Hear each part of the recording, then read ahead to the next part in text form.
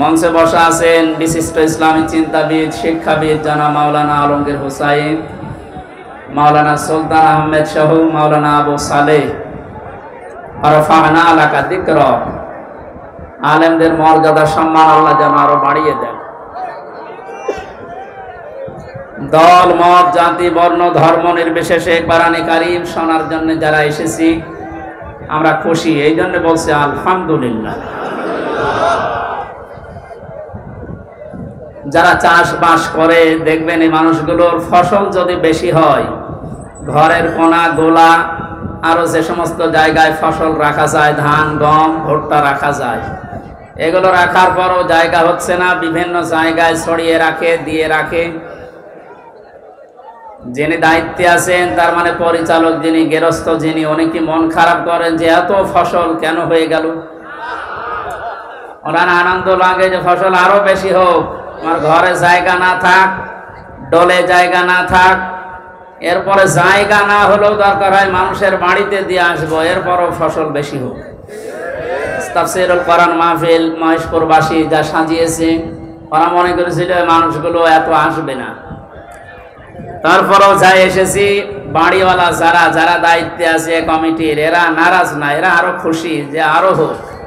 যদিও আমরা বিভিন্ন জায়গায় রাখার পর দেখেন গাছের উপরে, বাঁশের উপরে। কালকে যেখানে ছিলাম এই বাগেরহাট, ওখানে ওরা 1-1.5 মানুষের আয়োজন করেছিল। লক্ষাধিক মানুষ হওয়ার কারণে মানুষের চাপে এই কারেন্টের তার খুলে জায়গায় একজন মারা গেছে। আজকে যেন এরকম আবার কোনো দুর্ঘটনা না ঘটে। তারপরেও এই বাড়িওয়ালার মতো, এইটাও কারেন্টের তার ভাই, খুব সাবধানে থাকবেন। যারা গাছে বাসে বিভিন্ন জায়গায় বসে আছেন খুব সাবধানে থাকেন। আমরা বেশি সময় না, ঘন্টাখানিক তাফসীরুল কোরআন মাহফিলে কথা বলবো ইনশাআল্লাহ। ওয়া মা তাওফীকি ইল্লা বিল্লাহ। এই ময়দানটা এখন আমাদের জন্য মরণের পরে যেন সাক্ষী হয়, সেই ব্যবস্থা আজকে আমরা করে নিয়ে যেতে চাই ইনশাআল্লাহ।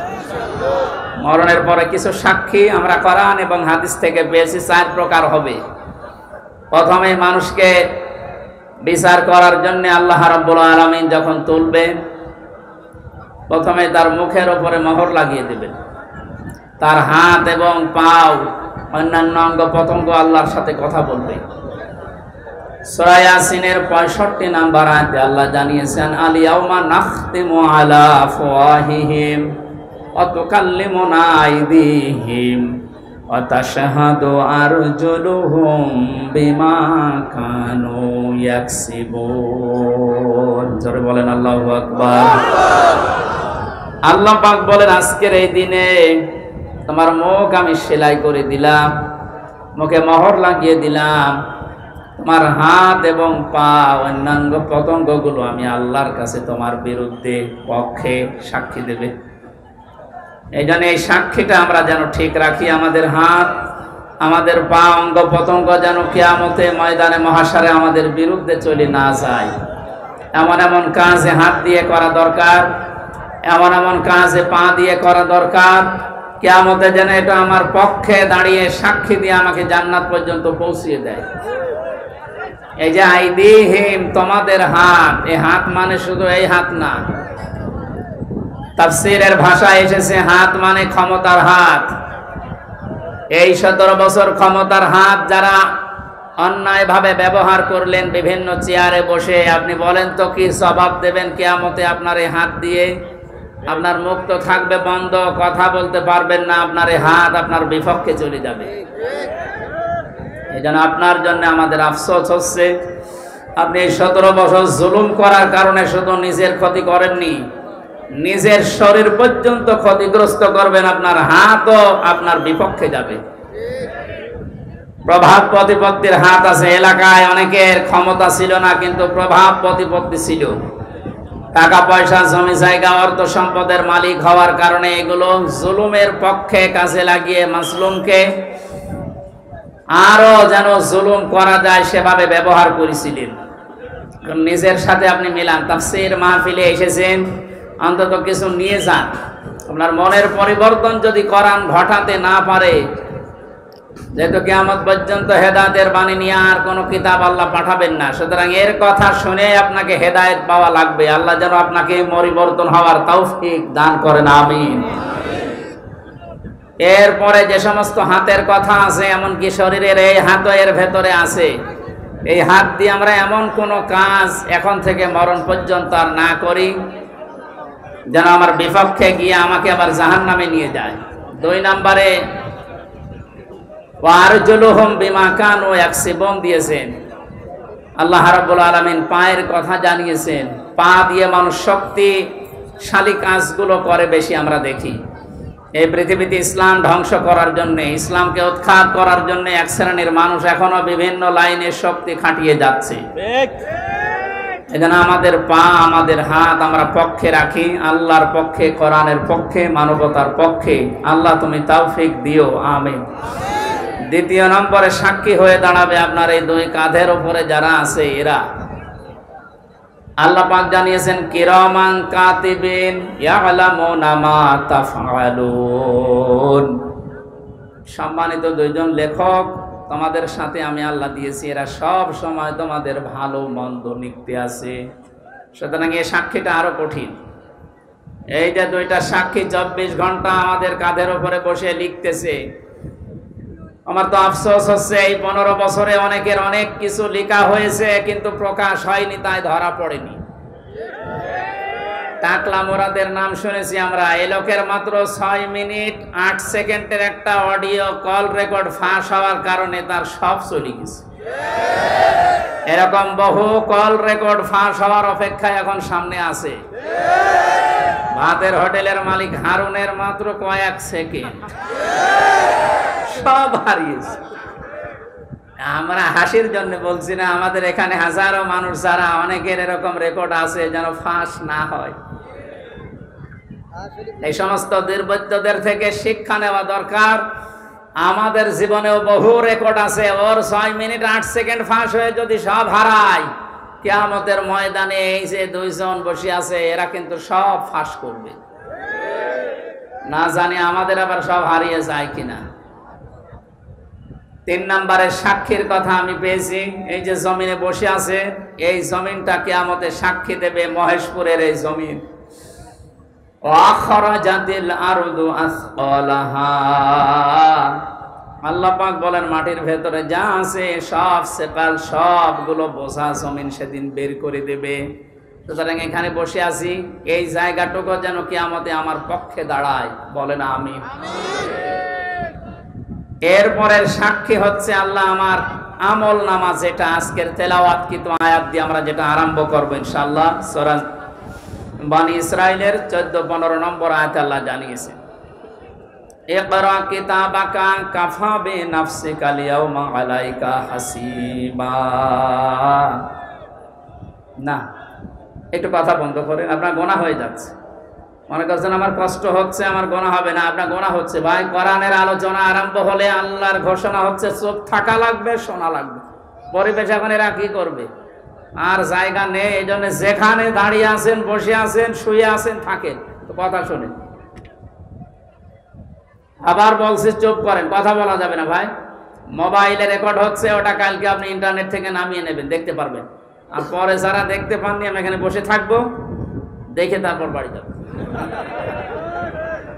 কি বলবার করেন, এই কথা কানে আসলে আমি হারিয়ে ফেলবো। কথা বন্ধ করেন। এমনিতে 3 বছর জেলে থাকার কারণে অনেক কিছু হারিয়ে গেছি, অনেক কিছু আমি হারিয়ে ফেলেছি। কারণ আগে যা মুখস্থ করতাম 10 মিনিটে, এখন 10 দিনেও হচ্ছে না। কারণ ওরা এমন এমন খাবার খাওয়ায়, ওগুলো খেলে মানুষের ভেতরে কলকব্জ সব নষ্ট হয়ে যায়। আমি অনেক কিছু হারিয়েছি, আর হারাতে চাই না। আপনারা একটু আমাকে সুযোগ করে দেন কোরআনের কথাগুলো বলার। কথা বলবেন না, যাই করেন কথা বলবেন না, ইশারায় করবেন। আমলনামাটা হাতে দিয়ে আল্লাহ পাক বলবেন পড়ো, লোকটা পড়তে থাকবে। আল্লাহ জানিয়ে দেবেন এইটাই তোমার হিসাবের জন্য যথেষ্ট, আর কিচ্ছু লাগবে না। জান্নাতে যাবে না জাহান্নামে যাবে, এই আমলনামাটা যেটা ফেরেশতা লিখেছিল এইটাই বলে দেবে। আল্লাহর বান্দা এটা হাতে নিয়ে পড়া আরম্ভ করবে। কয়েক লাইন পড়ার পরে দেখবেন না এইটা তো জনগণের সামনে পড়া যায় না, লাইনটা বাদ দিয়ে পরের লাইনে চলে যাবে। হাজার হাজার সিসি ক্যামেরা নিয়ে দাঁড়িয়ে আছে ফেরেশতারা। আমি জেলখানায় থাকতে বিশেষ করে আমার আর মামুনুল হক হাফিজাহুল্লাহ, এই দুইজনের ব্যাপারে আলাদা কড়াকড়ি দিয়ে ওরা ক্যামেরা লাগিয়ে দিয়েছিল, যেন কেউ কথা বললে ওইটা ওরা অফিস থেকে দেখতে পারে যে কি কথা বলছে। অথচ আমাদের যে মামলা, আমার তো ছেড়ে রাখার দরকার ছিল জেলখানার ভেতরে। এই ঠুনকো মামলা দিয়ে এত কঠিন কঠিন অবস্থায় নিয়ে গেছে, মানুষ এমনি টেনশনেই হাফ হয়ে যাওয়ার কথা। ফাঁসির কন্ডেম সেলের ভেতরে ওরা রেখেছিল আমারই, আমারে রাখার দরকার ছিল তো ওয়ার্ডে, যেখানে 70-80 জন মানুষ থাকে, যে এখানে সারাদিন থাকেন, গল্প করেন, নামাজ পড়ান, কোরআনের কথা বলেন, মাগরিবের পরে আপনারে ঘরে তালা লাগিয়ে দেব। 24 ঘন্টা এদিকে 2.5 হাত, এদিকে 3.5 হাত তালা লাগিয়ে দিতেও থাক, কোনো যোগাযোগ নেই, যোগাযোগ বিচ্ছিন্ন। এই কঠিন অবস্থায় রাখার কারণে আমি বাস্তবতা একটা জিনিস টের পেয়েছি, কিয়ামতের ময়দানের এই যে আল্লাহ আমল নামাটা হাতে দিয়ে পড়বে যখন, পড়, এই লাইনটা আসলে যারা এই জুলুমের সাথে সম্পৃক্ত ছিল ওই জুলুমের কথাটা ওরা পড়তে চাবে না। কোন লজ্জায় পড়বে, হাজার হাজার মানুষ তার সামনে থাকবে। আল্লাহর ফেরেশতারা ডাক দিয়ে বলবে, না আজকে আর ফাঁকি দেওয়ার কোনো রাস্তা নেই, কত ক্যামেরা সামনে, সব ফেরেশতারা দেখছে, পড়ো, এই লাইনটাও পড়ো, বিনা কারণে মানুষকে কেন কষ্ট দিয়েছিলে এইটা পড়ে শোনাও।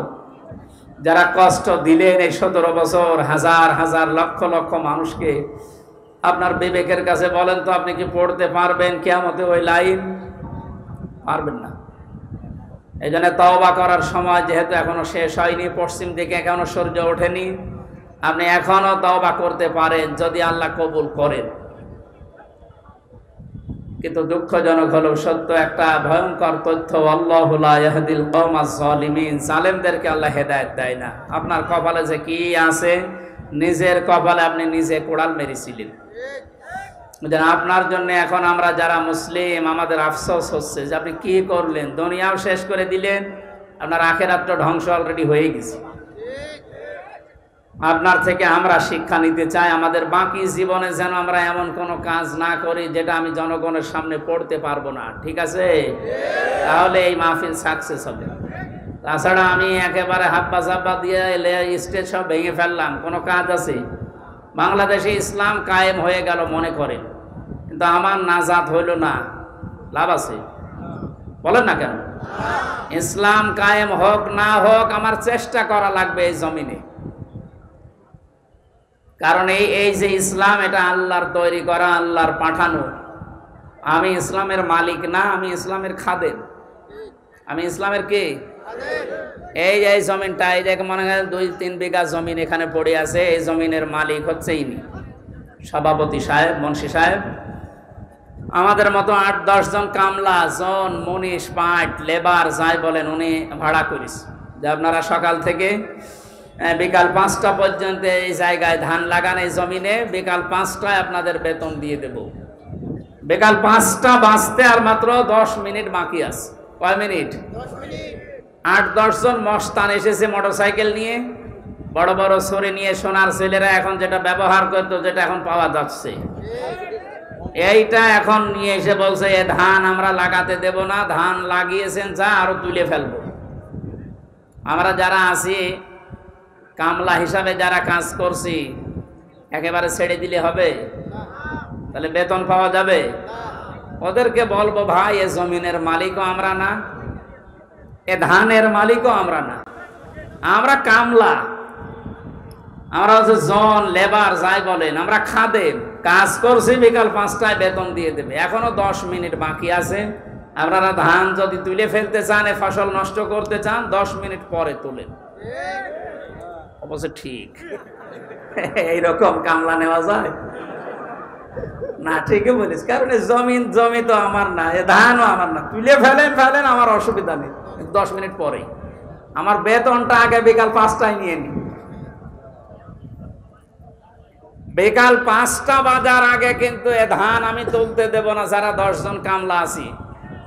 যদি তুলতে চাই এরপরও মস্তানরা কটা কাটাকাটি হবে না, মারামারি, রক্তপাত, যদি মেরে ফেলা লাগে, কারণ আমার টার্গেট কি? বেতন। টার্গেট কি? ওইটা না হলে আমি পরবর্তী যারা আছে আমার ছেলে মেয়ে স্ত্রী এদেরকে খাওয়াবো কি? সুতরাং আমার বেতন হয়ে যাক, এরপরে করেন। এরপরও যদি তুলে ফেলে মস্তানেরা, আমাদের সাথে মারামারি করে যাই হলো। এখন ওই যে জমির মালিক একজন আছে না, কথা বলে না কেন? আমরা খাদেম যারা আছে, এই খাদেমেরা এদিকে তাকান, আমরা খাদেম না? কার খাদেম? কোরআনের খাদেম। কিসের খাদেম? এই খাদেমদেরকে বলছি শুধু এটা এই 10,000 20,000 মানুষ আমার সামনে তা না, এটা রেকর্ড হচ্ছে, সারা বাংলাদেশ সহ বিশ্বের লক্ষ কোটি মুসলমানেরা শুনছে। 175 কোটি মুসলমানকে খাদেম যারা, কোরআনের আল্লাহর দাস যারা, আমরা আল্লাহর গোলাম যারা, তাদেরকে বলছি জমিনে ইসলাম কায়েম করতেই হবে। এটা ফরজ না, চেষ্টা করে যাওয়া ফরজ। হলে ভালো, না হলো আমার অসুবিধা নেই, আমার বেতন আছে বিকাল 5টায় জান্নাত। এক কথা বলেন না কেন? কিন্তু বিকাল 5টা বাজার আগে, তার মানে জীবনের শেষ দিন, ওয়াবুদ রব্বাকা হাত্তা ইয়াতিয়াকাল ইয়াকিন, সূরা হিজরের 99 নম্বর আয়াত। আল্লাহ বলেন ইবাদত করবা আল্লাহর ওই দিন পর্যন্ত যতদিন মরণ না আসে। সুতরাং মৃত্যু আসার আগ পর্যন্ত আমরা যারা খাদেম আছি এ জমিনে আল্লাহর দিন কায়েম করার চেষ্টা চালাবই। বাধা যদি কেউ দিতে আসে, তর্কাতর্কি হবে, এতদিন সেটা হয়েছে, হাতাহাতি হবে, এতদিন যেটা হয়েছে, রক্তপাত হবে, এতদিন যেটা হয়েছে, ফাইনাল এখন শুরু হবে মেরে ফেলা লাগলে মেরে ফেলবে। এখন আর সাহস কেউ করবে না, এখন আর সাহস করবে না। এই জন্য তো দাড়ি কেটে পালাচ্ছিল। কি আশ্চর্য ইতিহাস তৈরি করে গেল লোকটা। তাহলে বোঝা যাচ্ছে এই দাড়ি, এটা মেকি দাড়ি, মানুষকে ধোকা দিয়ে বোকা বানিয়ে কোটি কোটি টাকার মালিক হয়েছে এই দাড়ি দেখিয়ে। নাম দিয়েছে কি? দরবেশ বাবা। এই যদি হয় দরবেশের অবস্থা, বাকি যেগুলো ক্লিন সেফ, ওদের চরিত্র কি? আমির হোসেন আমন, আমি একটা লোকের ভিডিও দেখলাম, এর চরিত্র এত নিচে নেমেছে আমি এতদিন জানতাম না। সে নাউযুবিল্লাহি মিন যালিক। এদের সর্বোচ্চ নেতার যদি এই অবস্থা হয়, বাকিগুলো যে কোথায় যে টাল হয়ে পড়িয়াস আল্লাহ ছাড়া আর কেউ জানে। কয়েকজনের একটু ফাঁস হয় বলে আমরা জানি, ওদের প্রত্যেকের চরিত্র এরকম। বহু মানুষের সাথে মিশে দেখেছি এইটা। একবার চট্টগ্রাম থেকে আসার সময় এক বাসের ড্রাইভার, পেছনে বসেছিলাম, বলছিল এই কথা যে কি বলবো, কিছু বলতেও পারি না, সইতেও পারি না। মাঝে মাঝে যখন বাস চালিয়ে যায় মনে করি ওই রকম কিছু পেলে চাপা আগে ওইটা দেব। কত রাগ একটা মানুষের তৈরি হলে এ কাজ করতে পারে বলেন তো? যদিও হত্যার পক্ষে আমি না, কিন্তু ঝিনাইদহ শহরে একজনের লাশ দেখলাম টাঙিয়ে জুতা দিয়ে পিটাচ্ছে। একটা মানুষকে কত ঘৃণা করলে এ লাশ টাঙিয়ে, তাও উলঙ্গ করে টাঙিয়ে রেখেছে। এরপরও আপনার লজ্জা হয় না? এরপরও সাপোর্ট করেন জালেমদের। আপনার তো বিবেক মরে গেছে।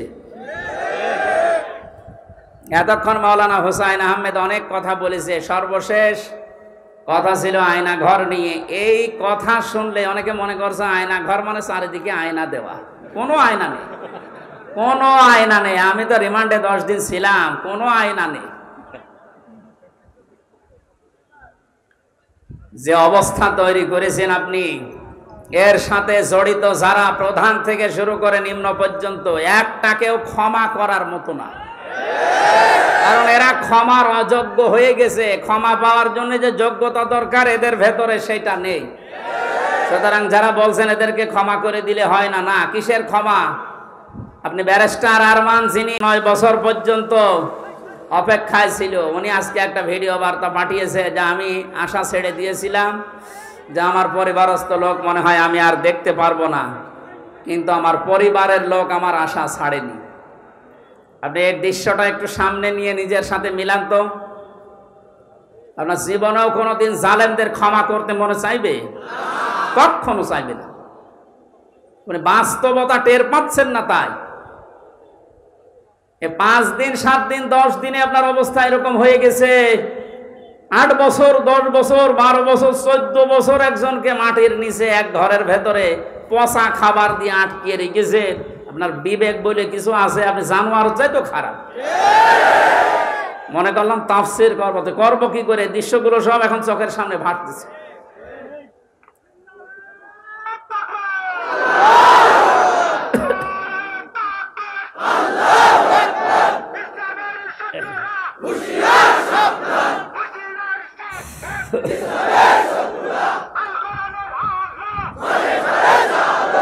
আলহামদুলিল্লাহ ভাই,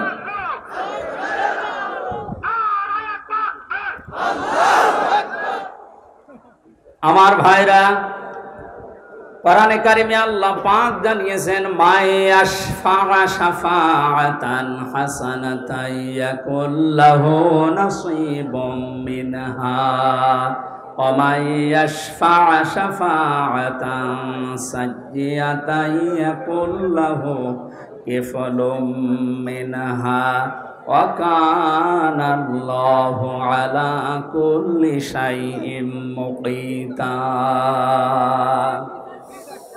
এই পৃথিবীতে কোনো মানুষ যদি ভালো কাজের, সৎ কাজের, কল্যাণমূলক কোনো কাজের সুপারিশ করে, সহযোগিতা করে, রায় দেয়, ভোট দেয়, সাপোর্ট করে, সমর্থন জানায়, ওই লোকটা ভালো কাজ করে যে সওয়াব পাবে, আপনি ওই ভালো কাজে শুধু রায় দেওয়ার কারণে, সাপোর্ট দেওয়ার কারণে একই সওয়াব পেয়ে যাবেন। সুতরাং এই সুযোগ কিন্তু সামনে আসতেছে। ভালো কাজ করা যায় যে সমস্ত মানুষের দ্বারা, আপনি যদি ওই জায়গায় যেতে না পারেন, যারা ভালো কাজ করবে এদেরকে আপনি অন্তত সাপোর্ট দিয়ে, সহযোগিতা করে, রায় দিয়ে হলেও এগিয়ে যাবেন। লোকটা ভালো ভালো কাজ করে যত সওয়াব কিয়ামতে নিয়ে উঠবে, আপনি শুধু রায় দেওয়ার কারণে কিয়ামতে ওই সওয়াব নিয়ে উঠতে পারবেন? পরবর্তী শব্দ দেখেন, ওমাই ইয়াশফা শাফাআতান সাইয়্যাতান ইয়াকুল্লাহু কিফলুম মিনহা। কোন মানুষ যদি অন্যায় কোনো কাজ করে আর ওই কাজে যদি কেউ সাপোর্ট দেয়, রায় দেয়, ভোট দেয়, সমর্থন জানায়, খুশি হয়, ওই লোকটা অন্যায় করার কারণে যা পেয়েছে আপনি শুধু খুশি হওয়ার কারণেই তাই পাবেন। এত জুলুম নির্যাতন দেখার পরও যদি কোনো মানুষ জালেমের পক্ষে রায় দেয়, ওই জালেম কিয়ামতে যেভাবে উঠবে আপনাকে আল্লাহ ওইভাবেই তুলবে। আপনাকে আমি বাঁচাতে চাই, আপনি তো অত বড় জালেম না, এজন্য আপনাকে আমি বাঁচাতে চাই। কোন জালেমের পক্ষে থাকবেন না। নবীজি বলেন, তোমার ভাই জালেম হোক আর মজলুম হোক, তাকে সাহায্য করুন। সাহাবী বলেন, হে নবী, আমার ভাই যদি মজলুম হয় তাকে তো সাহায্য করা যায়, কিন্তু জালেম হলে তাকে সাহায্য করব কিভাবে? নবীজি বললেন, তোমার ভাই যদি জালেম হয় তাকে তোমার দায়িত্ব এই জুলুম থেকে ফিরিয়ে রাখা, এইটাই তাকে সাহায্য। সুতরাং জীবন দিয়ে যে মানুষগুলো জালেমের কবল থেকে আমাদেরকে মুক্তভাবে এই দেশে বিচরণ করার সুযোগ দিয়ে গেল, এই মানুষগুলো কিয়ামতের দিন যেন শহীদ এই শব্দ নিয়ে উঠতে পারে, বলেন আমিন।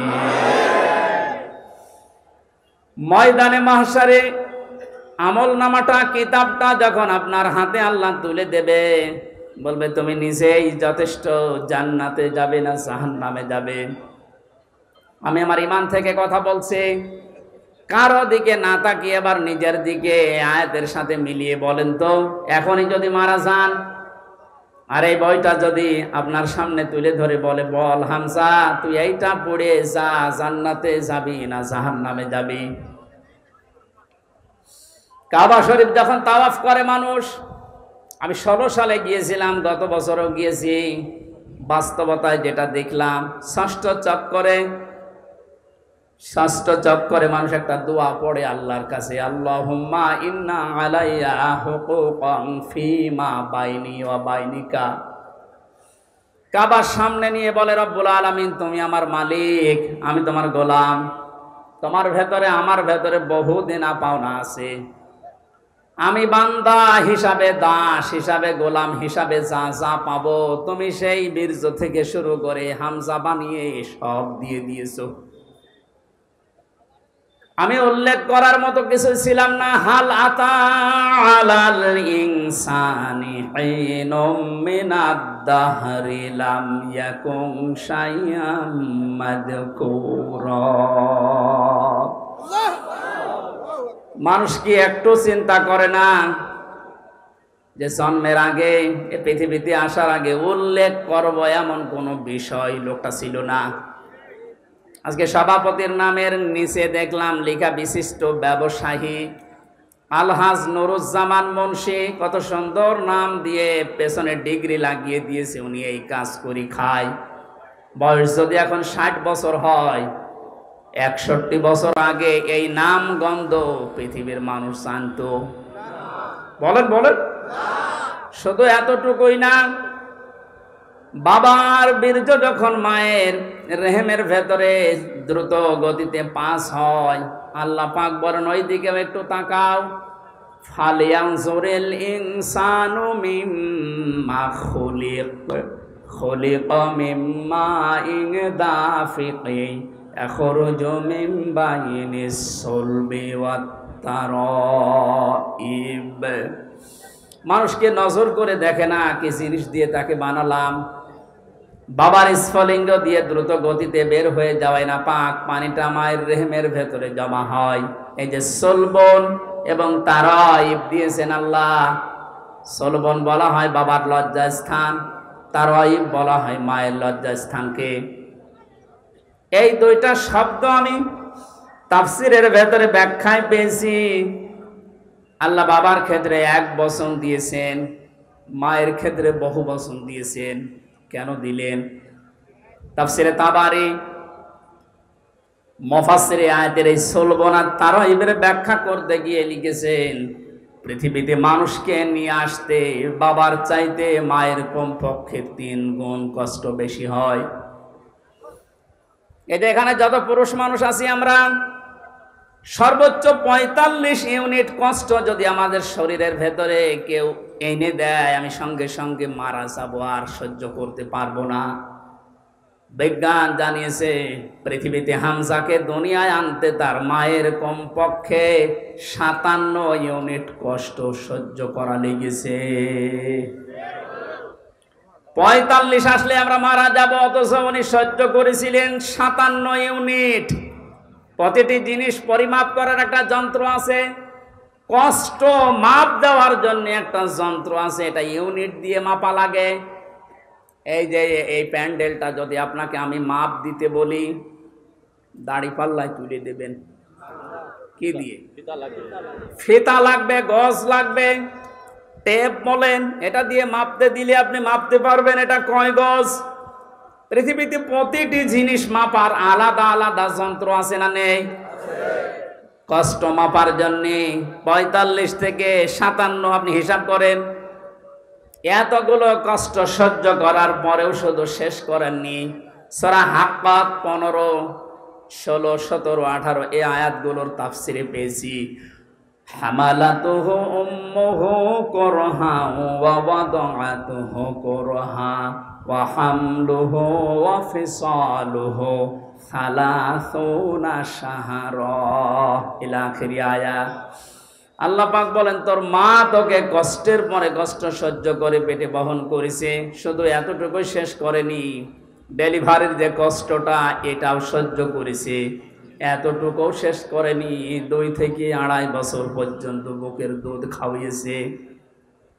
কোন মানুষ যদি এই পৃথিবীতে বলে মায়ের কষ্ট ঋণ আমি শোধ করে দেব, বিশ্বনবী জানিয়েছেন জন্মের পরে যে 1 ফোঁটা দুধ তোমার মুখে মা দিয়েছিল, ওই ঋণটাও কিয়ামত পর্যন্ত শোধ হবে না। মায়ের এই কষ্টের কথা শোনার পরে যে মানুষগুলোর ভেতরে আবেগ আপ্লুত হয়ে মায়ের কথা মনে হচ্ছে যে এই কষ্ট সহ্য করেছে আমার মা, অবশ্যই তাদের উচিত হবে আল্লাহর ইবাদতের পরে মা বাবার দিকে খেয়াল করা, তাদের খেদমত করা। কোরআনে কারীম জানিয়েছে ওয়াকাদা রাব্বুকা আল্লা তা'বুদু ইল্লা ইয়্যাহু ওয়া বিল ওয়ালিদাইনি ইহসানা।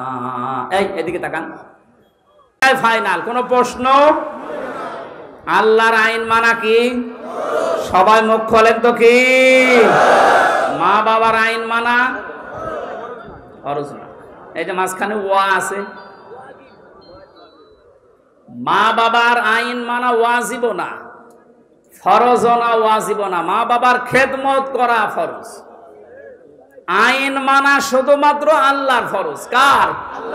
আরো জোরে বলেন। আর আল্লাহর পরে রসুলকে আল্লাহ শরীয়ত প্রণেতা বানিয়েছেন, সারে। এজন্য উনি যে নিয়ম নীতিগুলো দিয়েছেন ওইগুলো ফরজ। মা বাবার আইন মানা ফরজ নয়, তাদের সেবা করা, খেদমত করা, টাকা পয়সা তাদের পেছনে খরচ করা কি বলেন না কেন? কেন ফরজ? কেন? আল্লাহ রাব্বুল আলামিন দলিল দিচ্ছেন, অখফিদ লাহুমা জানাহা যুল্লি মিনার রাহমা। এদিকে তাকান, এটা আলেম না? এটা শব্দটা আছে অখফিজ, খফজন মানে ডাউন করা, এরপরে ফল করা।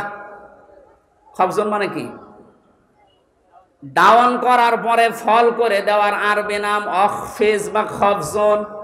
আল্লাহ বলেন খফজন করবে।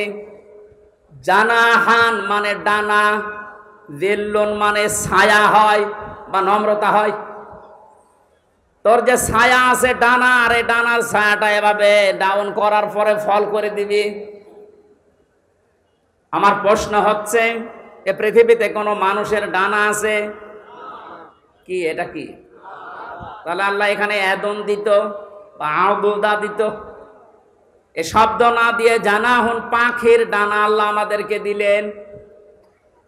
আল্লাহ মনে হয় জানে না তাই জানাহুন দিলেন পাখির ডানা আমাদেরকে ধার করিয়ে।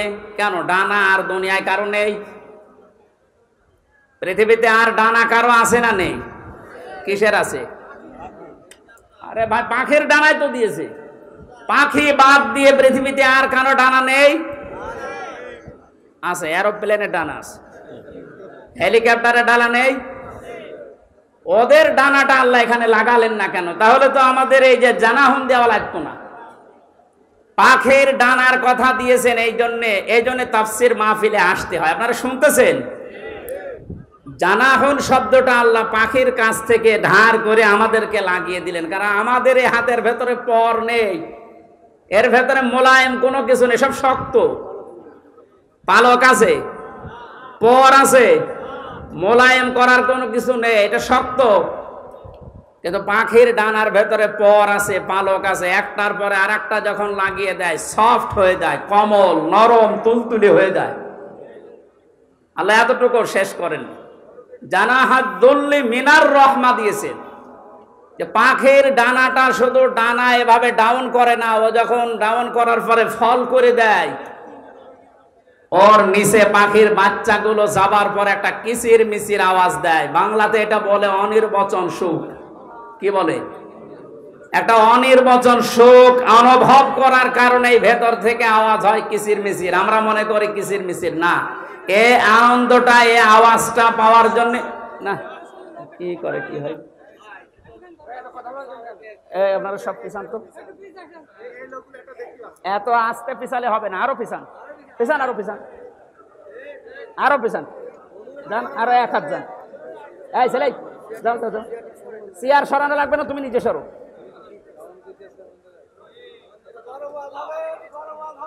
কথা বোঝার কোন ইনে তাফসীরুল কোরআন মাহফিলে আমি আর কি করছি? কথা বোঝার চেষ্টা করেন ভাই। আল্লাহ রাব্বুল আলামিন পাখির ডানাটা এই জন্যই দিয়েছেন মানুষকে বোঝাতে, পৃথিবীর বান্দা বান্দিরা, তোমার মা আর বাবা যখন শেষ বয়সে চলে যাবে, তারা যেন তোমার এই পাখির ডানার মতো হাতের যে ছায়া, এর নিচে পড়ার পরে যেন একটা আনন্দ অনুভব করে যে আমার হামজা থাকতে অন্তত আমার আর কোনো চিন্তা নেই। মহেশপুরবাসী কত আলেম এখানে বসে আছে, হাজারো মানুষ আমরা, বলেন তো আমাদের মা আর বাবা এখন শেষ বয়সে এসে এইটা বলার মতো স্কোপ পাচ্ছে না? পাচ্ছে না। আল্লাহ রাব্বুল আলামিন মায়ের কথা 3 বার দেওয়ার জন্য তারাই বহুবচন দিলেন, আর বাবার কথা 1 বার দিয়েছেন।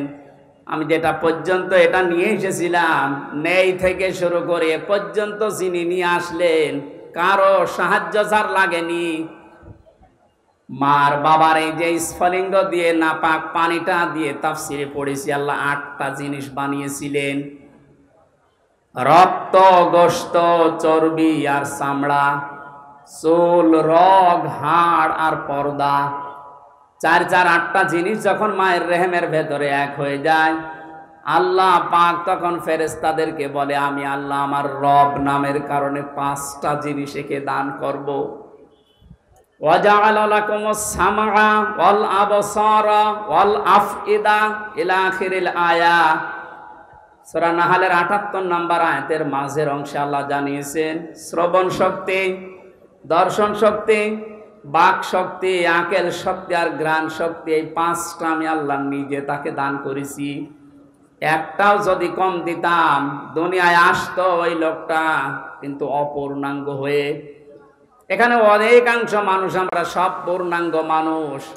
কয়েকজন হয়তো আছে বিকলাঙ্গ, অন্ধ, ন্যাংড়া, কিন্তু হাজারো মানুষ আমরা সব পূর্ণাঙ্গ মানুষ। আল্লাহ নিজের পক্ষ থেকে একটাও যদি কম দিত, তো কি অবস্থা হতো সারা জীবন আপনি ভাবেন। আল্লাহ পাক এই জন্যই জানিয়েছেন, হে পৃথিবীর মানুষেরা, নেই থেকে শুরু করে উল্লেখ করার মতো একটা জায়গায় ধরে নিয়ে আসলাম, এরপরও আমার সাথে তোর নাফরমানি কমে না। কাইফা তাকফুরুনা বিল্লাহি ওয়া কুনতুম আমওয়াতান ইলা আখিরি আয়াত। বালাগাত মান্তিক যারা পড়ায় বা জানে, কাইফা শব্দটা 11টা বিষয়ের আগে আল্লাহ ব্যবহার করেন।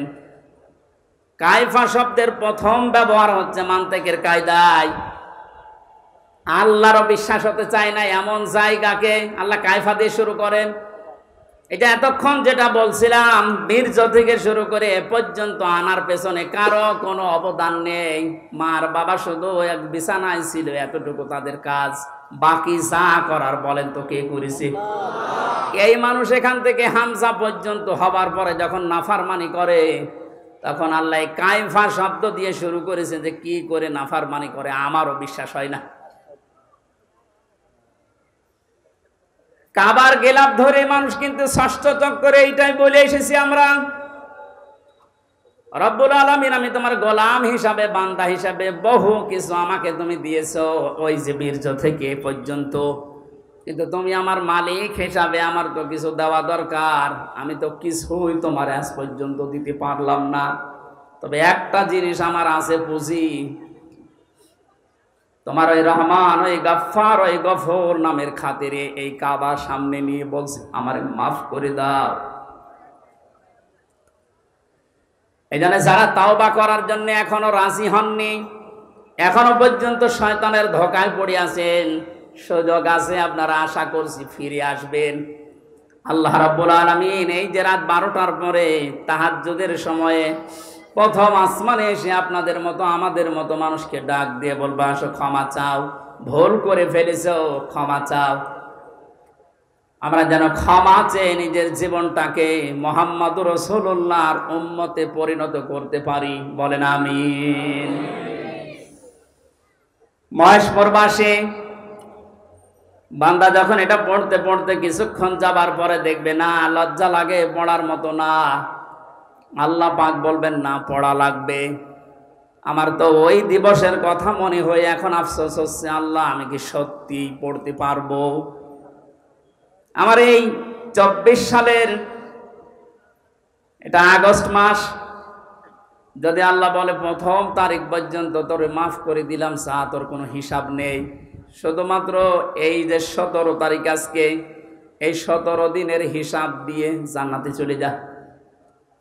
যত মানুষ এখানে আপনারা আছেন, বুকে হাত দিয়ে বলেন তো 17 দিনের হিসাব এখনো জোগাড় করা সম্ভব হয়নি। অথচ যে হাদিস পড়েছিলাম, নবীজি বলেন, মা তাজালু কদামা বানি আদম আবদি ইয়াউমাল কিয়ামাতি হাত্তা ইসালান খামসিন। কিয়ামতের কঠিন ময়দানে প্রতিটি মানুষকে আল্লাহ তার নিজের সামনে দাঁড় করাবেন। প্রত্যেককেই 5টা করে প্রশ্নের উত্তর জিজ্ঞাসা করবে। 5টা প্রশ্নের সঠিক জবাব দেওয়া ছাড়া কেউ সামনেও যেতে পারবে না, পেছনেও যেতে পারবে না, জায়গায় দাঁড়িয়ে থাকবে। শুধু মাইক ফাটিয়ে টেবিল ফাটিয়ে ফেলেন না, নিজের সাথে মেলান তো। জালেমদের কথা তো বাদই দিলাম, আমরা যারা মজলুম আছি তারা নিজেদের দিকে এই 5টা বিষয় একটু মিলাই। গোজামিল দিয়ে উত্তর দিলে হবে না, নকল করে গোপালগঞ্জের মতো পাশ করে চাকরি পেলে হচ্ছে না। আমরা A+ পাওয়ার পরও আমাদেরকে দেয় না, আর ওরা 2.5 পেয়ে চাকরি পেয়ে যাচ্ছে। কত দুর্নীতি হয়েছে আপনি টের পাচ্ছেন? বাস্তবতায় মিলিয়েছেন আপনি একবারও? যে এই লোকটা নিজে আল্লাহর সামনে দাঁড়িয়ে আছে, আপনি নিজে মনে করেন দাঁড়িয়ে যখন আছে, আল্লাহ জিজ্ঞাসা করছেন হামজা বলো তো দেখি, একটা জীবন দিয়েছিলাম 60 বছরের, এই 60 বছরে কি করলে, জবাব সঠিকটা দাও। 2 নম্বরের বিষয় আল্লাহ দিয়েছেন যুবকদের বিষয়, এবং সাবাবিহি ফিমা আবলা, একটা যৌবনকাল দিয়েছিলাম 15 থেকে শুরু করে 45 বছর, এই যে বিশাল একটা যৌবনকাল, এটা কোন কোন কাজে লাগিয়েছে বলো। আর যেহেতু যুবকদের কারণে দেশটা স্বাধীন হয়ে গেল, এই যুবকগুলো নাই পার পেয়ে যাচ্ছে। আমরা যারা যুবক আছি এই স্বাধীন দেশে এখনো পর্যন্ত পরিবর্তন হচ্ছে না, কি জবাব দেব বলেন? আমার কিন্তু 60 বছরের ভেতরে যৌবনকালটা ছিল। আল্লাহ আলাদা করে যৌবনকালের কথা নবীজি বললেন কেন? এই কারণে জানিয়েছে, কারণ যুবকদের দ্বারাই সব কিছু পরিবর্ধন করা সম্ভব, যেটা আমরা দেখতে পেলাম। এই যুবকদেরকে আমি আজকে এই মাহফিলে আহ্বান জানাই, শুধু এইটাই না, যেহেতু পরিবর্তন হওয়া আরম্ভ হয়েছে, সংস্কার হওয়া শুরু হয়ে গেছে, আগামীর বাংলাদেশকে ইসলামের হাতে তুলে দিয়ে আপনারা ক্ষান্ত হবেন। যুবকরা যদি ইচ্ছা করে এটা করা সম্ভব কিনা বলেন তো?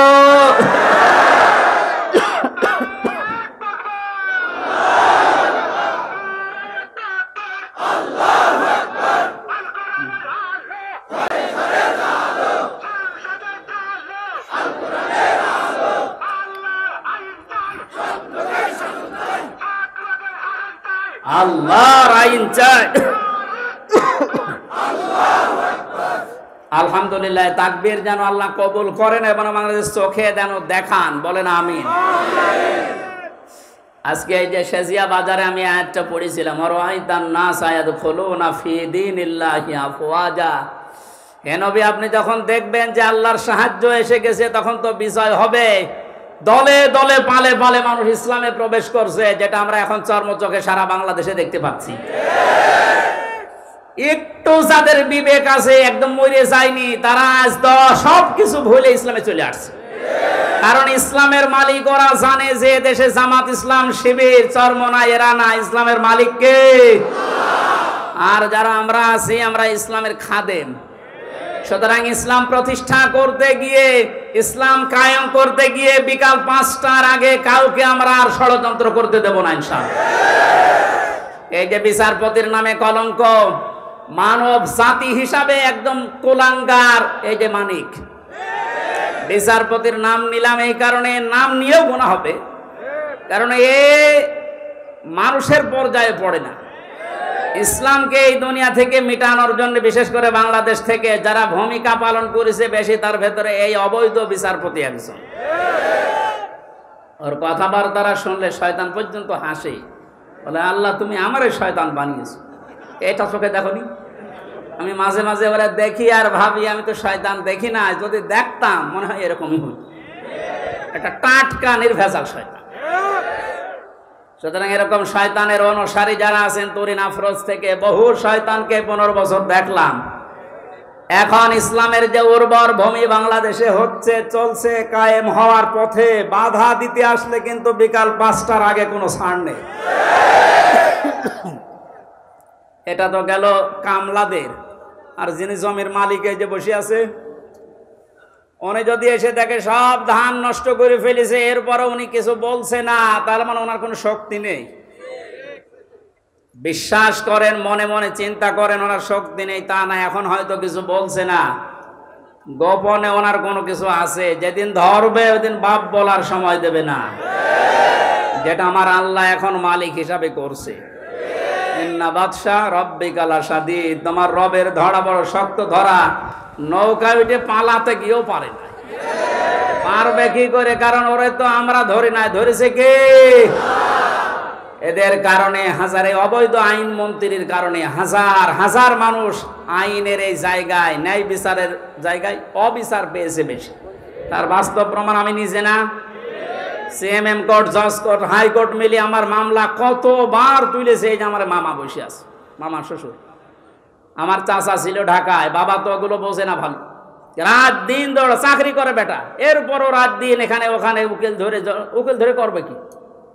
কারণ যারাই ধরবে, যত বড় উকিল ধরুক, আর এক উকিল তো বসে আছে ওখান থেকে, যতক্ষণ সিগন্যাল না পাবে আমার নাকি বের হওয়ার কোনো একটা বিচার হলো। আর প্রতিদিন টিভির সামনে এসে সন্তান যে নাকি লেকচার দিচ্ছে যে আমরা ন্যায় বিচার কায়েম করে ছেড়ে দিয়েছি।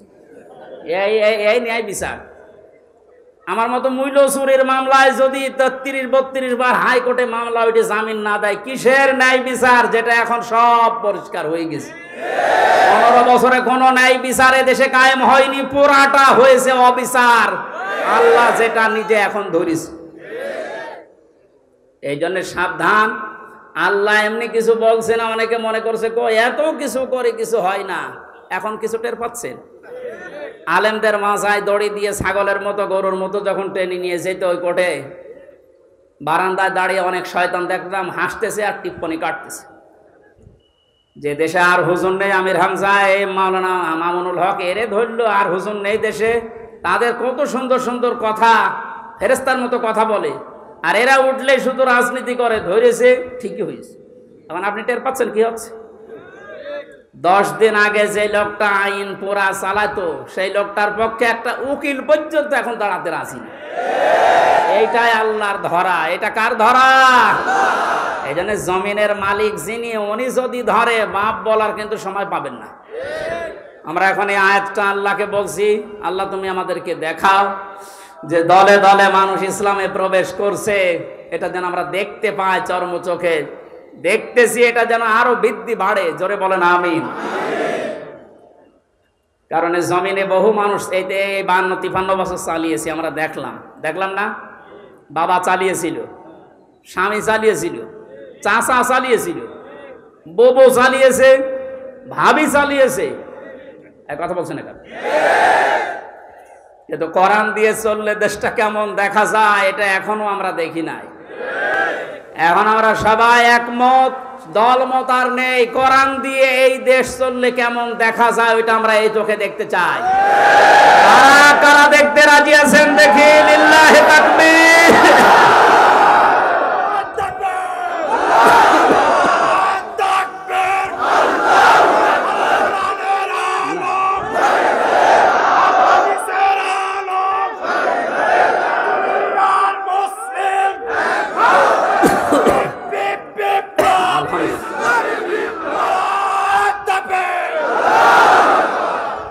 কোরআনের খাদেম আমরা যারা এখানে বসে আছি, আমাদের কোনো টেনশন নেই। কায়েম হলেও এদেশে ভালো, না হলেও আমার কোনো লস নেই। আমার বেতন আছে বিকাল 5টায়, তার নাম জান্নাত। ওটা আল্লাহ আমাকে দেবে। কারণ বিকাল 5টা পর্যন্ত জমিটা একটু দেখে শুনে রাখতে পারলে উনি যেমন বেতন দেবে। আল্লাহ আমাদেরকে জমিনে কাজ করার জন্য বেতন দিতে পারে না, ওই বেতন পাওয়ার আশায় আছে। কিয়ামতের ভয়াবহতার কথা আজকের তেলাওয়াতকৃত আয়াতগুলোতে ছিল। যেহেতু আমরা বলেছিলাম 1 ঘন্টা, এই জন্য খুব তাড়াতাড়ি করছি, সামারাইজ করছি। আল্লাহ রাব্বুল আলামিন সূরা হাক্কাত 52টা আয়াত দিয়েছেন। কিয়ামতের যে ভয়াবহ দৃশ্য, এগুলো আল্লাহ তুলে ধরেছেন প্রথম থেকে। পুরাটা তাফসীর করতে গেলে অনেক সময় লাগবে। সামনে আরো 2টা মাহফিলে এলাকায় আছে, আমরা ওখানে ধারাবাহিকভাবে বলবো ইনশাআল্লাহ। আজকে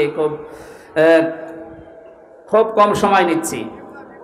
হাক্কাতের 19 থেকে শুরু করে যতটুকু পারা যায়।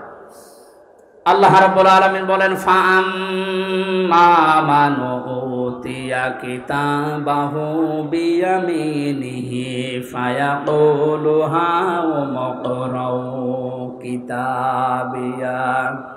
কিছু তথ্য আছে নতুন, আলেমরা যারা, জ্ঞানী মানুষ যারা, ভালো করে শুনবেন।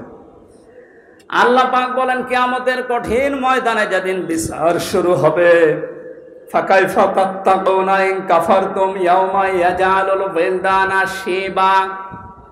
এত কঠিন ভয়ঙ্কর সালসালা অবস্থা তৈরি করব, যুবক মানুষ বুড়ো হয়ে যাবে। ও বাংলার মুসলমানেরা, 8টা বছর যে লোকটা আয়না ঘরে ছিল আজকে দেখতে পেলাম।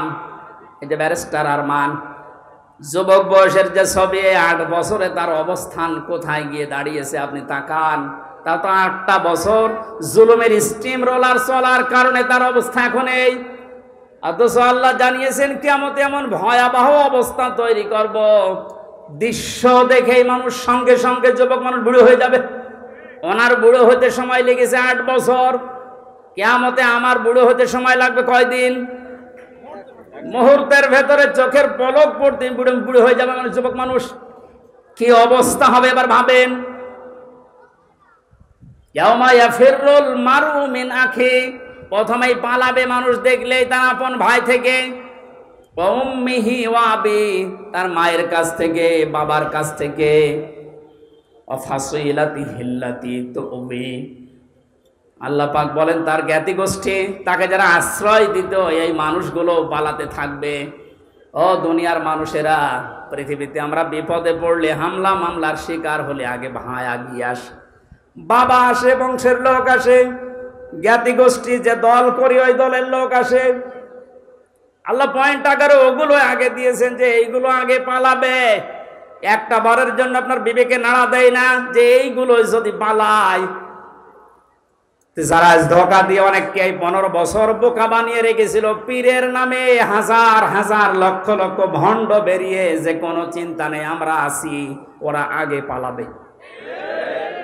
আমরা বিবেককে একটু রায় দেয় না যে মা যদি পালায়, বাবা যদি বলে না আমি বিয়ে করিনি, সন্তান পাবো কোথায়? আমার তো এই আয়াত পড়ার পর বিশ্বাস হয় লক্ষ কোটি পীরেরা বলবে আল্লাহ দুনিয়া আমি পীরই ছিলাম, মুরিদ পাবো কোথায়? এই জন্য কোন ভণ্ডের উপরে আশা আকাঙ্ক্ষা ভরসা না করে নিজের কাজের দিকে ভরসা করেন। আল্লাহ বলেন তোকে পড়তে দেব, পড়, ধরে আমল নামাটা পড়। ফায়াকুলু হাউ মুকরাউ কিতাবিয়া ইন্নী যানানতু আন্নী মুলাকিন হিসাবিয়া, কিতাবটা হাতে নিয়ে পড়তে আরম্ভ করবে আর বলবে অবশ্যই আমি এটা বিশ্বাস করে চলতাম যে আমাকে একদিন আল্লাহর দরবারে এভাবে হিসাব দেওয়া লাগবে। শুধু এই আয়াতটাই মানুষের জীবন পরিবর্তন করে দিতে পারে। কষ্ট হচ্ছে আপনাদের? আয়াতটার তাফসিরে আমি তাবারিতে পড়েছি, খলিফাতুল মুসলিমিন হযরত ওমর রাদিয়াল্লাহু তাআলা আনহু তার সন্তানটাকে একবার ভর্তি করলেন মাদ্রাসায়। হোসাইন রাদিয়াল্লাহু তাআলা আনহু ওই সময় প্রধান বিচারপতি হযরত আলীর সন্তান, তিনিও মাদ্রাসায় পড়তে বলে কলম ফেলে দিচ্ছিলেন, বলে তুলে দাও তুলে দাও তুলে দাও। 3 বার তুলে দেওয়ার পরে প্রধান মন্ত্রীর ছেলে এজন্য একটু রাগ হয়ে গেছে, ডাক দিয়ে বলে কলম ফেলে দিতে বলো, বারবার আমারে তুলতে বলো, আমি খাদেম তোমার চাকর। হযরত হোসাইন বলে ফেলেছেন তুমি শুধু চাকর না, তুমি চাকরের বাচ্চা, খাদেমের বাচ্চা। খাদেম বাড়িতে যে আব্বাকে বলছে আব্বা আমি আর পড়বো না, কেন? আমাকে গালি দিয়েছে, ছোট করেছে আমার বন্ধুদের মাঝে, তুমি বিচার করো হোসাইনের। আজকে না, জমার দিন বিচার হবে। খুতবা দিচ্ছিলেন হযরত ওমর, ডাক দিয়ে বললেন হোসাইন এখানে আসো, বলে হ্যাঁ সামনে আসো। তুমি আমার সন্তানকে গালি দিয়েছো, খাদেমের বাচ্চা, খাদেম বলে অপমান করেছো। হযরতে হোসাইন বললেন হ্যাঁ আমি বলেছি। তিনি বলেন কেন বললে? হযরতে হোসাইন ওখান থেকে দাঁড়িয়ে বলে খলিফা বুকে হাত দিয়ে বলেন তো আপনি কি আমার নানার খাদেম ছিলেন না? হযরত ওমরের কথা বন্ধ হয়ে গেছে, চোখের পানি ফেলে বলে আমি তো খাদেম ছিলাম, এভাবে তো ভাবি নাই। আমি যে খাদেম ছিলাম এটা তো আমি তো জানি, তুমি কি লিখে দিতে পারবে যে আমি নবীর খাদেম ছিলাম তোমার নানার? হ্যাঁ, কাগজ নিয়ে আসেন। খেজুর পাতা নিয়ে এসেছে, লিখে দিলেন এই ওমর আমার নানার খাদেম ছিল, আমি দেখেছি, এতে হোসাইন ইবনে আলী, সই করে দিলাম। কাগজটা হাতে নিয়ে হযরত ওমর বলে নবীর সাহাবীরা বিচার হয়ে গেছে। ছোট মানুষ আব্দুল্লাহ ও তো বোঝে না, বলে কি বিচার করলে বাবা? তুমি তো এখনো মাছ ধর শুরু করনি। হযরত ওমর বলে, সন্তান, যে বিচার করিস এটা দুনিয়া না, মরণের পর কাজে লাগবে।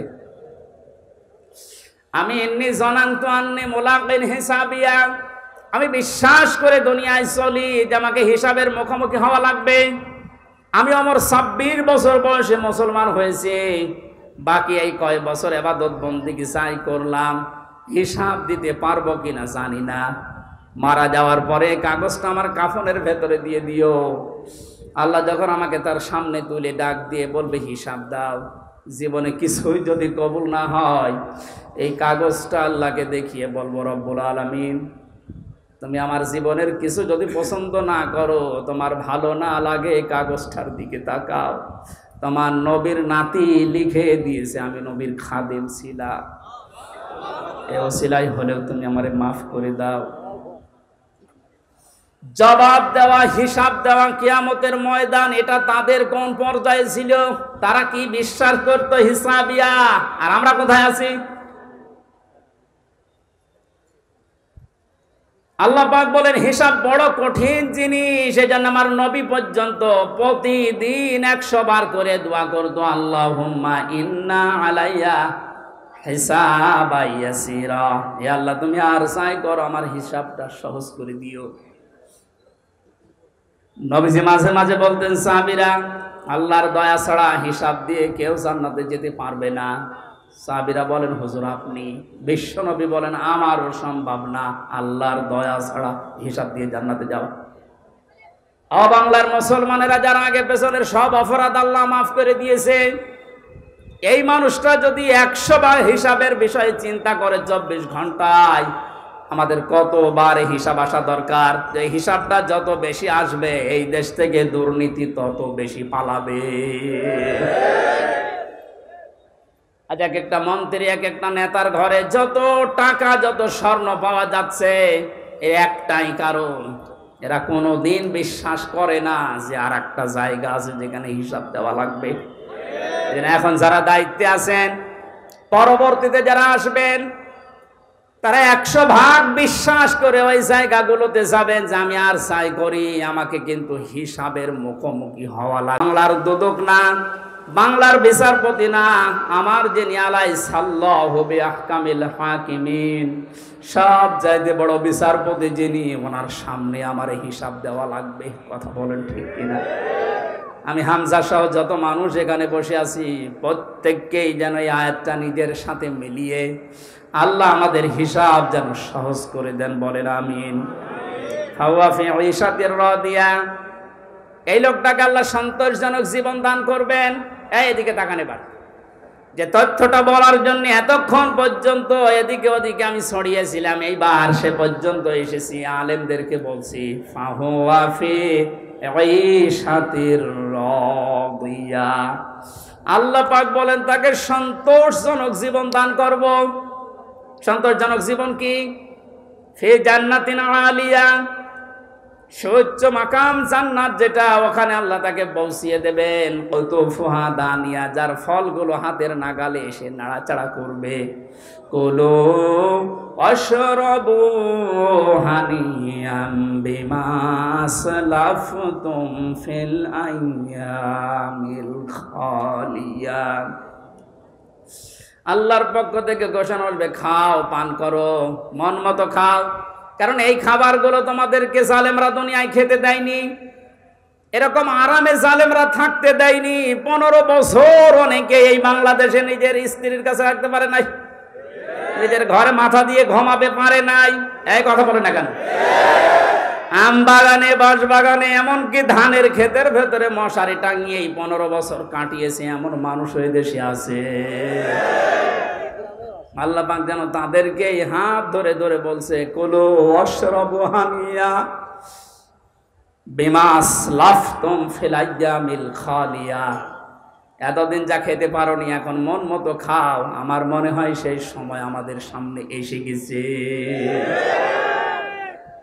আল্লাহ যেন আমাদের আয়াতটা জীবনের সাথে মিলিয়ে দেন, বলেন আমিন। সন্তোষজনক এই জীবনে যাবার আগে যে বিষয়গুলো আল্লাহ সামনে নিয়ে এসেছিলেন, তার 1 নম্বরে ফাআম্মা মান সাকুলাত মাওয়াজিনুহু ফাহুয়া ফি ঈশাতির রাদিয়া। মানুষকে আল্লাহ মাপ দেবেন মিজানের পাল্লায়। কিসের পাল্লায়? জবান খোলেন। মিজান মানে না না, মিজান মানে মানদণ্ড। মিজানের পাল্লায় আল্লাহ মাপ দেবেন মানে মানদণ্ড সামনে নিয়ে আসবেন। হাইকোর্টের সামনে দেখেন একটা দাড়ি পাল্লা দেওয়া আছে, এ দাড়ি পাল্লায় ওজন দেয় কি? ওটা ওটা ন্যায় বিচারের মানদণ্ড। সরকারে দেশের মানুষকে বোঝাতে চায় সারা দেশে অবিচার হতে পারে, এই হাইকোর্টে আসলে দাড়ি পাল্লার মতো ন্যায় বিচার পাবা? দুইটাই সমান না, একটাকে একটু এদিক ওদিকে আছে, একেবারে সমান সমান দেখবেন। আজকে এই ভুলটা ভাঙা লাগবে। আমার যতটুকু ধারণা, আমি লেখাপড়া করে যা পেয়েছি, এই ভুলটা যদি বাংলার জমিনে আজ ভেঙে যায়, হাজার হাজার মানুষ সঙ্গে সঙ্গে উল্টিয়ে যাবে। দেখেন তো আপনি মেলাতে পারেন কিনা। আমি প্রথমে যে উদাহরণ দিকে দুইটা জিনিসের নাম বলেছিলাম, প্রতিটি জিনিস পরিমাপ করার জন্য আলাদা আলাদা জিনিস পাওয়া যায়। আমি গত 7 দিন 8 দিন ছিলাম মালয়েশিয়া, সিঙ্গাপুর, ওইদিকে থাইল্যান্ডের। ওখানে যে আলোচনার বিষয়গুলো সাবজেক্ট আকারে দিয়েছিল তার ভেতরে এই মাওয়াজিন ছিল। বলে মাওয়াজিনের অর্থ আপনি বের করেন তো, একটা একটা করে 99টা অর্থ আমি আবিধান থেকে বের করেছি। এক একটা শব্দের ব্যাখ্যা করার জন্য আমার আলাদা আলাদা সময় দিয়েছি, কারণ ওই দেশে অনেক বড় বড় শিক্ষিত মানুষ স্টেজে থাকে, মসজিদের ভেতরে অথবা অডিটোরিয়ামে হয়। এখান থেকে আমি যেটা নিতে পেরেছি, এই যে মাওয়াজিনহু দিলেন, মিজানের পাল্লার এই মাপটা যদি আপনি পরিষ্কার করতে না পারেন, ক্লিয়ার হতে না পারেন, আপনার অপরাধ প্রবণ জীবন থামবে না। প্রতিটি জিনিস পরিমাপ করার জন্য একটা উদাহরণ দিয়েছিলাম, এটা পরিমাপ করার জন্য ফিতা লাগে। চাউল পরিমাপ করার জন্য বাটখারা লাগে। কি লাগে বলেন বলেন? তেল পরিমাপ করার জন্য লিটার লাগে, সিসি লাগে। কেউ যদি এখন তেল মাপ করার জন্য ফিতা দেয়, মাপতে পারবে? এইটা মাপ করার জন্য দাড়ি পাল্লা দেয়, মাপতে পারবে? তাহলে প্রতিটি জিনিস মাপ করার জন্য আলাদা আলাদা যন্ত্র পাওয়া যায়। কিয়ামতে আল্লাহ ফাহুয়া ফি ঈশাতির রাদিয়া, সন্তোষজনক জীবনে আপনার পৌঁছে দেবে। এখানে যাবার আগে একটা কাজ যে করবে, মাপ। কি মাপ? মানে পরিমাপ। এই যে মিজানের পাল্লা বলছেন আপনি, মানদণ্ডে আল্লাহ মাপ দেবেন। আবার বলছি, ভালো করে শুনবেন, গীবত করবেন না কিন্তু বাইরে যে। প্রতিটি জিনিস যদি পরিমাপ করার জন্য আলাদা আলাদা যন্ত্র থাকে, কিয়ামতের দিন আল্লাহ মিজানের পাল্লায় মাপ দেবে কি? আমল। আমল কি মাপ দেবে? বলেন বলেন? আমল মানে কাজ। আমল মানে আরো জোরে বলেন। কাজ মাপার জন্য দাড়ি পাল্লা লাগে, ফিতা লাগে, লিটার লাগে। কি লাগে?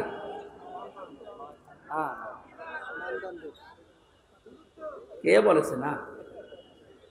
কি ছাত্র ক্লাস করাচ্ছে আল্লাহ জানে। এটার জন্যই তো আসতে হয়। মাপ দেওয়ার জন্য এই পৃথিবীতে গুরুত্ব লাগে।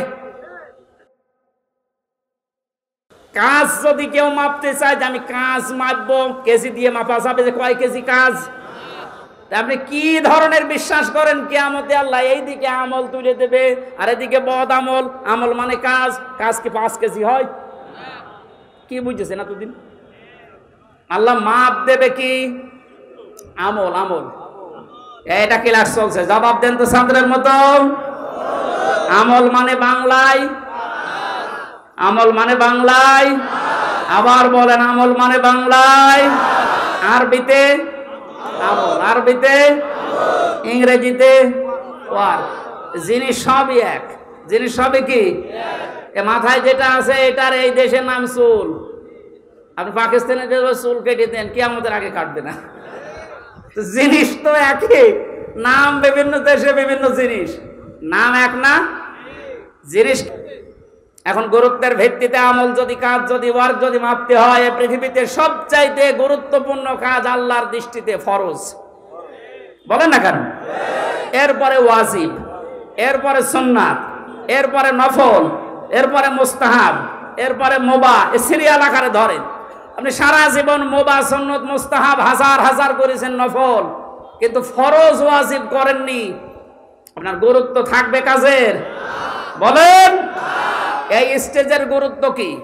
এই যে সামিয়ানা আর এই খুঁটি, এই দুইটা আসল জিনিস। এর ভেতরে আরো অনেক অন্য জিনিসও আছে, না দিলেও অসুবিধা নেই। এই যে লাইট যদি না দেন স্টেজ থাকবে না, এই টেবিলটা না দিলে থাকবে না, এটা না দিলে বিউটিফাই হবে না। কিন্তু স্টেজ তো মানুষ বলবে যে সামিয়ানা আছে, খুঁটি আছে। আপনার জীবনে ফরজ কাজ 500, কয়টা? আপনি কোরআন পড়েন, 500 শরীয়তের বিধান পাবেন। 499টা আপনি করেছেন, একটা করেননি, আপনার পুরা জীবনের সব আল্লাহ বাতিল করে দেবে। এটা বাতিল যে করিয়ে দেবে কোথায় পেলেন? বলেন। আমি বেশি সময় নিয়ে ফেলছি, আর 5-7 মিনিট থাকবেন না? এই যে নামাজ, আমরা যারা এশার নামাজ পড়লাম, এশার নামাজের ভেতরে ফরজ ছিল 13টা, 12টা আদায় করেছে কেউ, একটা আদায় করে নাই। ওর নামাজে সওয়াব হবে 5টা। কি? 0, 0, কিচ্ছু হবে না। এটা যেমন সহজে বুঝেছেন, কোরআনে কারিমে আল্লাহ 500 আয়াত শরীয়তের বিধান ফরজ এটা দিয়েছেন, 499টা মেনেছেন, একটা মানেননি। আপনার জীবনে সওয়াব হবে 0, 0, কাজের কোনো গুরুত্ব নেই। কিয়ামতে আল্লাহ যখন মাপবে একেবারে 0 হয়ে যাবে, এই পাল্লাটা ভারী হয়ে যাবে। আমি আশা করি বোঝাতে পেরেছি। এই জন্য জীবনে ফরজ যেন না বাদ যায়। কথা বুঝেছে? নামাজ পড়া যেমন ফরজ, রোজা রাখা ফরজ, হজ করা ফরজ, সম্পদ থাকলে যাকাত দেওয়া ফরজ, দিন কায়েম করার চেষ্টা করা কি? এইটাকে কেউ যদি রাজনীতি দুনিয়ার কাজ মনে করে এড়িয়ে যায়, কিয়ামতে ওকে যখন আল্লাহ মাপ দেবে, কাজের গুরুত্বের ভিত্তিতে কিচ্ছু পাওয়া যাচ্ছে না। 12টা ফরজ আদায় করে একটা আদায় না করলে যেমন 0 হয়, কোনো সওয়াব হয় না। আশা করছি কথার অর্থ আপনি বুঝেছেন, এখন না বোঝার ভান করে আছে। আমার মনে হয় আপনাকে ঝড়ে কোদাল দিলেও আর আপনি বুঝবেন না। যা বোঝার আপনি বুঝেছেন, এখন আপনি আমল করেন। এই পর্যন্ত আমরা যা পড়েছিলাম 25 নম্বর আয়াত সূরা হাক্কাতের। 26 থেকে আলোচনা হবে সামান্তা মাদ্রাসায়। কয় তারিখে যেন ওইটা? যাদবপুর বাজারে কলেজ ময়দানে, ওখানে 26 আয়াত থেকে শুরু করবো। এই প্রচন্ড গরমে আর মানুষের চাপ আমি শেষ করে দিলাম। বারাকাল্লাহু লানা ওয়া লাকুম ফিল কোরআনিল আযীম। আল্লাহুম্মা আমিন।